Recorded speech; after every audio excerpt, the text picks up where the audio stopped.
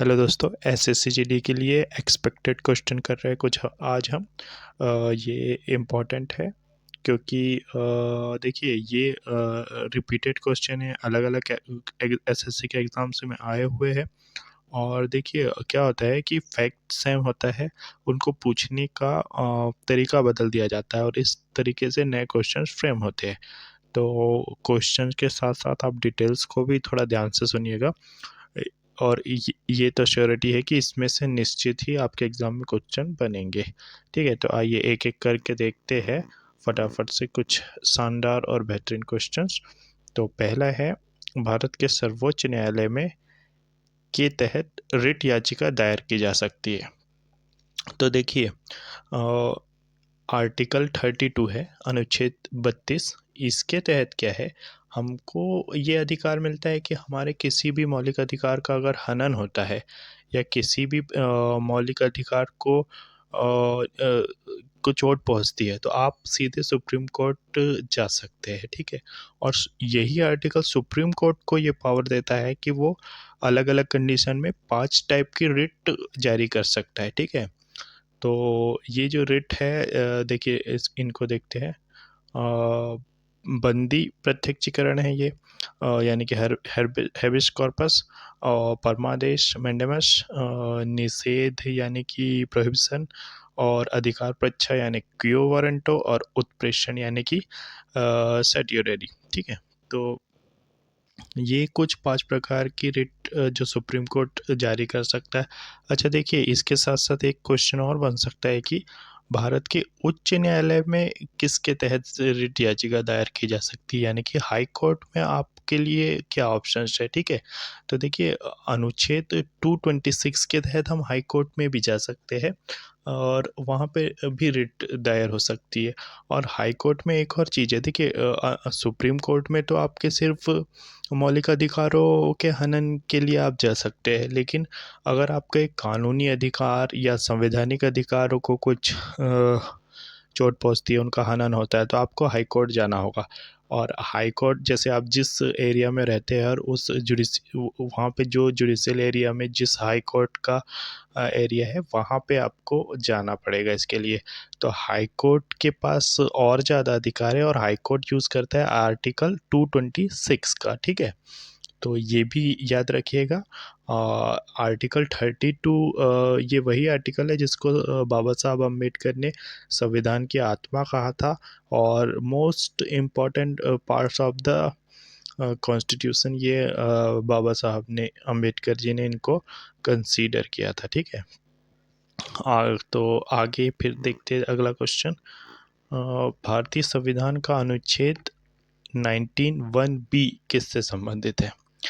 देखिए 19 जो आर्टिकल 19 है, ये हमको देता है अभिव्यक्ति की स्वतंत्रता, है ना, यानी कि आपको अपनी आपको बोलने की स्वतंत्रता है, आप अपना पक्ष शांतिपूर्वक तरीके से रख सकते हैं। ठीक है, तो इसी का एक्सटेंडेड फॉर्म फॉर्म इसमें आएगा। इसके ये जो भी पार्ट्स होंगे इसमें, तो 19(1)(b) में हमको मिलती है शांतिपूर्वक और बिना हथियार के गैदरिंग की परमिशन। ठीक है, यानी कि आप बिना किसी हथियारों के साथ शांतिपूर्वक तरीके से कहीं भी प्रोटेस्ट कर सकते हैं। अब आपने देखा होगा कि अभी बीपीएससी का आंदोलन हुआ था उस समय कि लोग तो स्टूडेंट्स वहाँ पे शांतिपूर्वक ही बैठे हुए थे, लेकिन पुलिस ने तो उनको खदेड़ दिया था, तहस नहस कर दिया था पूरा आंदोलन। तो ये कैसे हुआ था, देखिए इसी के आप आर्टिकल 19 के ही पार्ट्स में जाएंगे नीचे ना, तो एक चीज़ और लिखी गई है कि आपका आंदोलन या गैदरिंग किसी भी तरीके से ऐसी नहीं होना चाहिए कि जिससे कि हिंसा की या किसी प्रकार की कोई अवैध गतिविधि या किसी तरह से पुलिस को मतलब लॉ एंड ऑर्डर के लिए सबक नहीं बनना चाहिए, जैसे कि ट्रैफिक जाम हो रहा है या ऐसा कुछ भी हो रहा है। ठीक है, तो इसी का प्रयोग करते हुए पुलिस ने उसको कर दिया था। तो आपको याद रखना है कि 19(1)(b) में शांतिपूर्वक और बिना हथियार के एकत्रित होना ये है। ठीक है, और आर्टिकल 19 अभिव्यक्ति की स्वतंत्रता के लिए। ठीक है, अगला देखते हैं। आयात को घरेलू उत्पादन से प्रतिस्थापन करने की नीति को क्या कहते हैं? देखिए, थोड़ा सा मतलब ये अर्थशास्त्र का क्वेश्चन है, आपको थोड़ा सा कॉम्प्लिकेटेड लग सकता है, लेकिन इसको जितना ध्यान से पढ़ेंगे और थोड़ा सा समझेंगे ये उतना ही आसान है। अ, आयात को घरेलू उत्पादन से प्रतिस्थापन करने की नीति। ठीक है, आयात क्या होता है? जब भी हम कोई चीज़ विदेश से लेते हैं, यानी कि अपने देश में उस वो नहीं है, उपलब्ध या उसकी कमी है, शॉर्टेज है, तो हमको दूसरे देश से वो आयात करनी होती है। तो उसका प्रतिस्थापन करना है, यानी कि उसके बदले हमको अपने देश में वो चीज़ चाहिए। तो ये कैसे संभव होगा? जब हम उसका उत्पादन करेंगे। ठीक है, तो इसको ऐसे समझिए, कुछ समय से पहले हमने देखा था कि चीनी आइटम्स का हमने प्रयोग किया था, यानी कि हम चाह रहे थे कि हम उसको निषेध करें। हालांकि वो संभव तो नहीं हो पाया और होगा भी नहीं अभी कुछ दशकों तक के।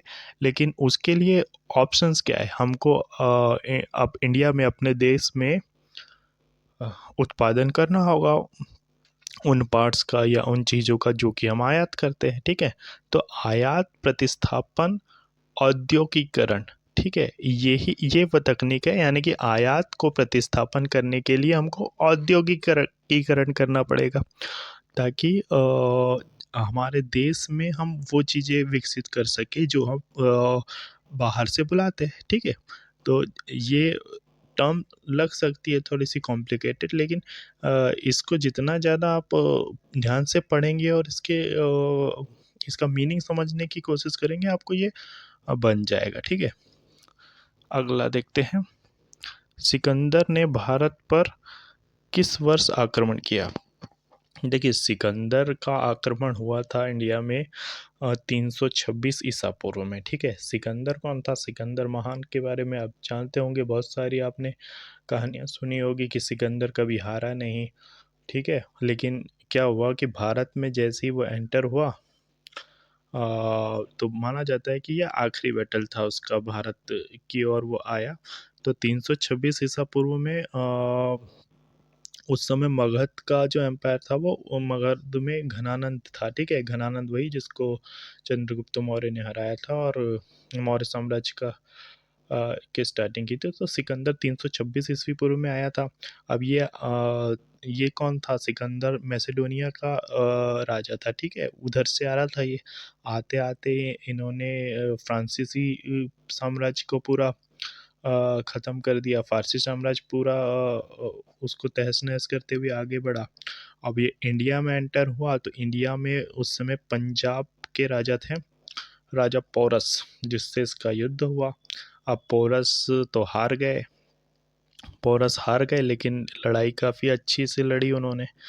तो सिकंदर ने इनसे अपना राज्य वाज्य तो नहीं लिया, और उन्हीं को मतलब वहाँ पे अपना राज करने दिया। और देखिए, माना जाता है कि ये इसकी आखिरी बैटल थी, इसलिए नहीं कि ये मतलब भारत में आकर के कुछ हार गया था या ऐसा कुछ। इसकी सेना ने ही एक्चुअली क्विट कर दिया था, इसकी सेना ने आगे लड़ने से इनकार कर दिया था। ठीक है, तो जो सिकंदर किसी से नहीं हारा, वो अपनी सेना से ही हार गया था। मेन बात तो ये थी। तो ठीक है, और इसमें आप क्या देख सकते हैं? एक चीज़, हाँ, एक चीज़ ये है कि ये जो इस युद्ध को हिडेस्पस का युद्ध बोलते हैं। ठीक है, हिडेस्पस क्या है कि जो यूनान में जिस जगह पे ये युद्ध हुआ था उसको हिडेस्पस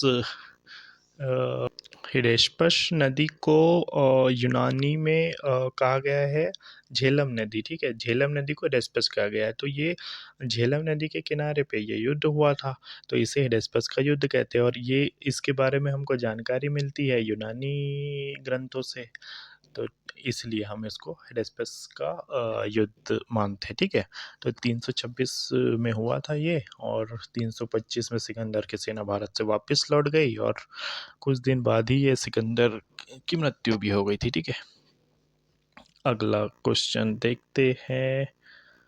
ये है, परिवहन और भंडारण आर्थिक गतिविधि के किस क्षेत्र के अंतर्गत आते हैं? देखिए, मोस्टली अर्थशास्त्र में हम आर्थिक गतिविधि के लिए हम तीन टाइप के क्षेत्र कंसिडर करते हैं। प्राथमिक, जिसमें कि आपके कच्चे माल से रिलेटेड चीज़ें आती है, या जो चीज़ हम उपजाते हैं जैसे कृषि वगैरह, ये क्षेत्र आते हैं, ठीक है, प्राथमिक में। फिर दूसरा माध्यमिक या द्वितीयक जिसको बोलते हैं, इसमें हम जिस चीज़ का उत्पादन या निर्माण करते हैं वो चीज़ें आती है, यानी कि कच्चे माल का यूज़ करके आप जो भी उत्पादन करेंगे, फैक्ट्रीज वगैरह, ये वो सब वो द्वितीयक सेक्टर में आते हैं। और फिर आता है तृतीयक। तृतीयक में आता है सेवाओं से रिलेटेड चीज़ें, ठीक है। तो सेवाएं में आप देखेंगे कि अपने क्वेश्चन में क्या है, परिवहन और भंडारण, तो ये सेवाओं का भाग है। तो इसका आंसर होगा तृतीयक क्षेत्र, ठीक है। अगला देखते हैं।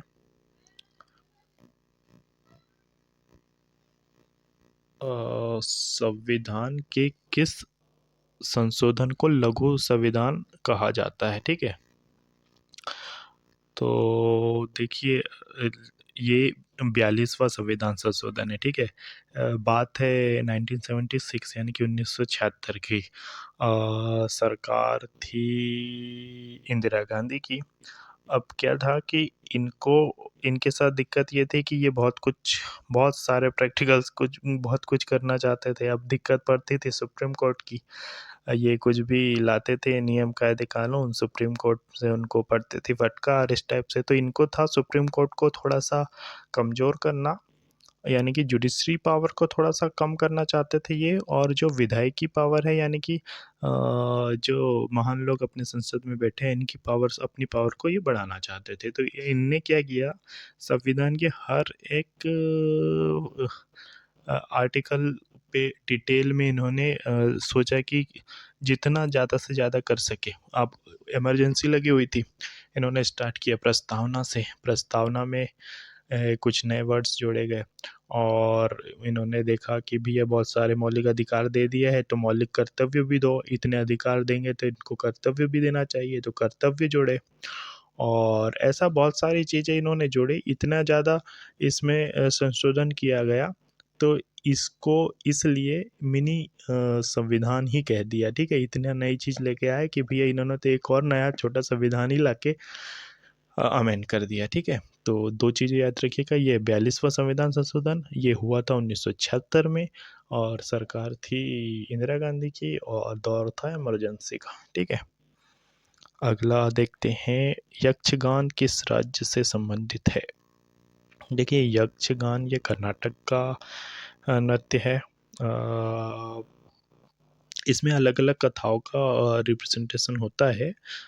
तो इसमें बस एक चीज़ और याद रख लीजिएगा कि इसका एक दूसरा नाम है बयालतम करके, है ना। ये भी एक क्वेश्चन आ चुका है एग्जाम में कि यक्षगान का दूसरा नाम क्या है, तो बयालतम है ना। बाकी तो आप शायद इसको कर ही लेंगे। कर्नाटक के यक्ष, ऐसा करके इसको याद कर लीजिए, ठीक है। अगला देखते हैं, भारतीय संविधान के किस अनुच्छेद में राज्यपाल द्वारा राज्य विधानमंडल को विशेष अभिभाषण का उल्लेख है?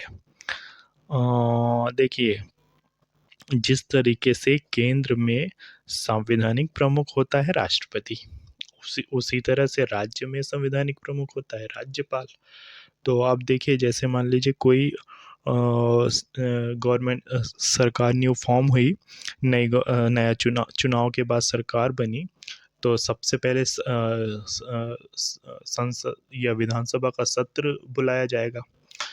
विधानसभा का सत्र बुलाया जाएगा, तो उसको बुलाने का अधिकार और ये सब जो अधिकार ये राज्यपाल के पास है। तो अनुच्छेद 176 176 में ये मेंशन है कि राज्यपाल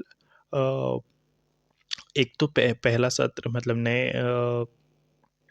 नई सरकार के फॉर्मेशन के बाद पहला सत्र, और हर साल प्रत्येक वर्ष जो संसद के सत्र बुलाए जाएंगे उसमें पहला सत्र, इसमें सरकार का एजेंडा प्रस्तुत करेगा ये राज्यपाल, ठीक है। मतलब कि अब संवैधानिक प्रमुख तो राज्यपाल है, तो राज्यपाल ये गाइड करेगा कि जो नई सरकार है ये किस तरीके से चलेगी, इनका एजेंडा क्या होगा, इनका रोड मैप क्या होगा, ये किस तरीके से काम करने वाली है, ठीक है। तो एक तरह से रोड मैप दिखाता हुआ ये अभिभाषण देता है सर सत्र, किसी भी सत्र के शुरू होने से पहले, ठीक है। तो आपको एक चीज़ में कंफ्यूज नहीं होना है कि विधानसभा या विधानमंडल ऐसा लिखा हो, जो भी हो सभी में सेम चीज़ है, ठीक है। और राज्यपाल आप का अभिभाषण के लिए अनुच्छेद 176 में चीज़ें मेंशन है, ठीक है, ये याद रखना है आपको। अगला है उस्ताद सुल्तान खान का संबंध किससे है, ठीक है। देखिए ये बजाते थे सारंगी, आप एक फ़ोटो देखिए, सारंगी इसको कहते हैं, ये याद रख लीजिएगा। और कोशिश करता हूँ सुल्तान खान जी की फ़ोटो की भी, हाँ ठीक है, ये देखिए, तो ये आप थोड़ा सा याद देख लीजिएगा और ये याद रख लीजिएगा, ये याद रह जाएंगे आपको। जैसे ही इस टाइप का क्वेश्चन आता है तो ये आप रिलेट कर जाएंगे। इस टाइप के स्टैटिक जीके वाले क्वेश्चन को देखने के लिए ना आप या तो खुद से गूगल कर लीजिए करिए, या इनको ऐसे कनेक्ट करिए कि आप इनको या तो सुन लीजिए, इनका कोई बजाया हुआ है ना। तो इस तरीके से आप करेंगे तो ये आपको याद रह जाएंगे, इनको रटने की ज़रूरत नहीं है, ठीक है। तो ये थे दोस्तों कुछ इम्पोर्टेंट क्वेश्चन हमने देखे, थोड़ा सा डिटेल चर्चा भी की। तो चीज़ों को ध्यान से सुनिएगा और देखना, क्वेश्चन को तो आएंगे, रिपीट भी होंगे, लेकिन आपसे कब बनेंगे, जब आप उनसे डील करना, उनको सॉल्व करना सीख जाओगे।